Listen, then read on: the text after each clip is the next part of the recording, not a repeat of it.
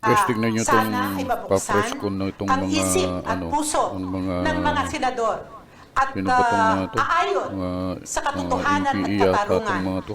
para sa sambayanan. At Maraming salamat. ito pa ang nag-cover nito. Alam niyo sino hingin naman nag-cover natin nito? ang pahayag ni income EBS-CBN. First Tignan yung Representative Antonio mga Tingog. comment nila. Tignan yung mga comment.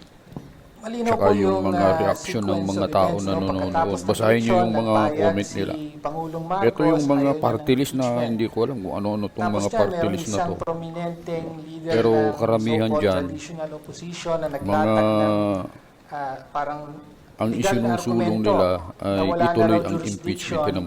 Tinan nyo po yung mga comment ng mga tao. Congress or Senate Basahin nyo at sa tingnan nyo yung impeachment, reaction ng mga nanonood. trial, kaya malamang Ito namang daw ay hindi na ito EBS-CBN, magtutuloy.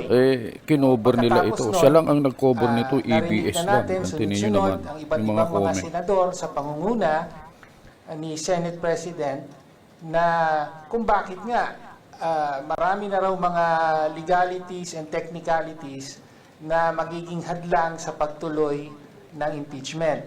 Ito po ang mensahe ko sa ating mga kababayan.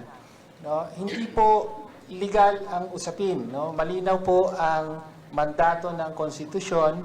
Pag meron ng articles of impeachment, kaya kailangang simulan agad ng Senado